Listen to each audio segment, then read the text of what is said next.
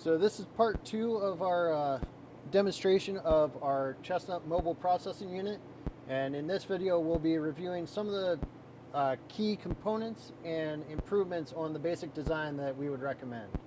The first part we're going to review is our water heater. This is a hybrid water heater. It combines the efficiency of a tank water heater and a tankless water heater. So most water heaters have a 40 or 50 gallon capacity. This is only 20 gallon, but is able to heat 130 gallons in the first hour, which is ideal for our circumstances where we have 150 gallons and we need to raise that temperature up to 120 degrees. This unit is heated by propane, so we have a small grill size propane tank. And this is able to provide enough fuel for about 4 hours of runtime depending on environmental conditions. Because the water heater is not heated with electrical elements, we are able to power this whole system off of one 20 amp circuit. This is our control board where all of our electrical components are wired. This board is powered off of one 20 amp circuit, and it operates our main circulator pump down here at the floor, our injector pump, which siphons off a small portion of that circulating water into our water heater and back into the main circulator loop, as well as our temperature probe and water heater. Our temperature probe is what determines when the injector pump is running and when it is shut off to maintain a steady temperature of 120 degrees. This is a very low cost unit, less than $100. We are going to experiment with a higher precision unit to see if you can justify the expense of a more precise piece of equipment versus a lower cost budget, more accessible piece of equipment. So this is our temperature probe, and it reads the water as it's cycling from the tank through the pump.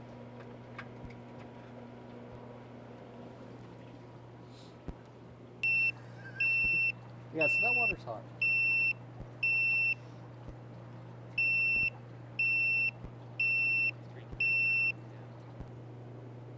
One area we'd like to improve on our design is our sediment filter. So we have two levels of filtration. The larger pieces of debris are caught with this pool filter, and then the smaller pieces, fine sediment, are captured by this sediment filter. And what we found is this filter is too small for the amount of debris that gets incorporated into the system. So we'd like to replace this with a larger volume setup. Yep. This is our jib crane. This is a manually operated crane that can swivel 360 degrees and allows us to pick up heavier baskets of chestnuts and get them into our stock tank for heat treatment, as well as swinging over to our chestnut sorter to run them through after being heat treated. This unit is pretty essential to allowing us to do those higher volumes without a large increase in manual labor. So this saves us from having to manually lift buckets of chestnuts into and take them out of the tank, and allows us more mobility with having 360 degree access to the trailer. Okay, so this is our chestnut sorter, and we've tried to make it both a smaller scale to allow it to fit on our trailer, as well as using components that are readily available for most farmers or homesteaders. So we have our sorter barrel, which is made out of 3 55-gallon plastic drums that have been cut off on both ends. All the holes have been drilled by hand using 7/8, 1 inch, and 1 inch and an eighth bits. The unit is powered by a 1 horsepower farm or agricultural rated motor that's meant to be used in dusty, dirty conditions. So it should be good to have that exposed to the elements. And that drives a set of pulleys, and it's really critical to get your pulley size ratio correct in order to prevent the barrels from spinning too fast or too slow. We went with a 1.5 inch, an 8 inch, and another 1.5 inch pulley, and that drives a primary drive belt all the way around the barrel itself and back up.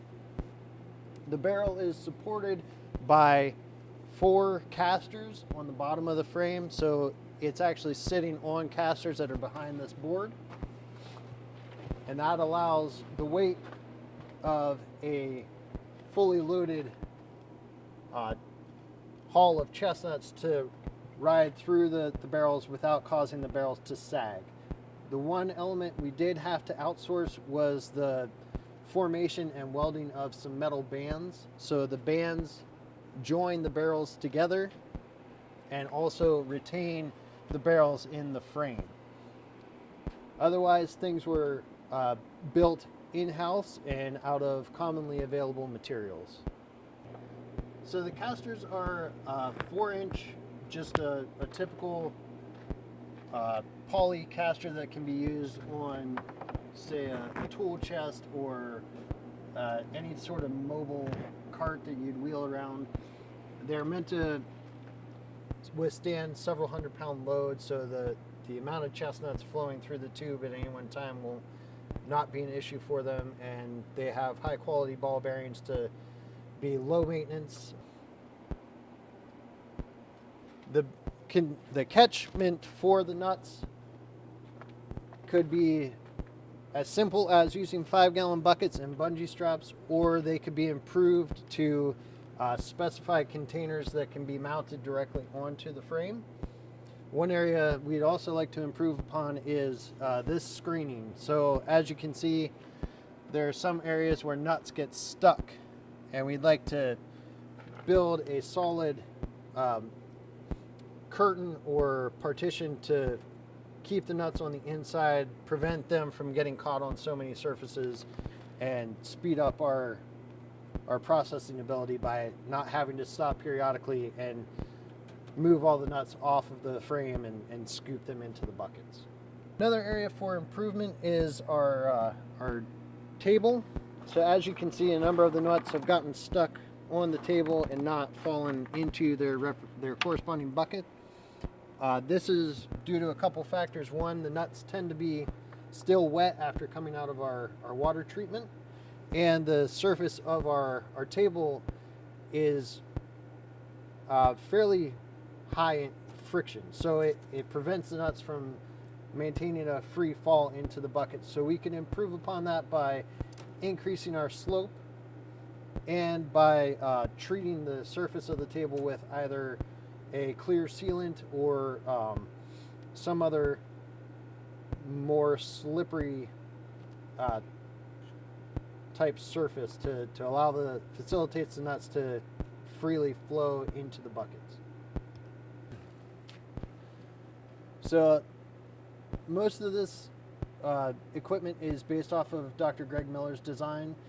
I think the biggest improvement or modification we could have made was allowing those pieces to be mobile.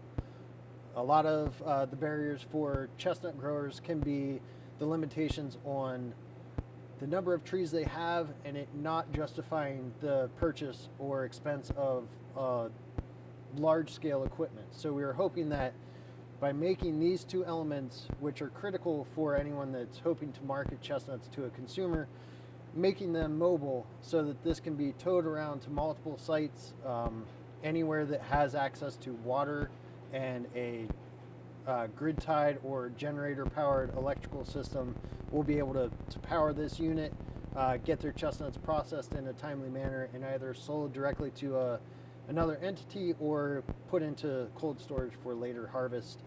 The total weight of this trailer without water and with the propane and all the components on it is 1,700 pounds. So you're well within any weight limits for a standard utility size trailer, and you're able to have everything secured either in the trailer itself or in the tow vehicle.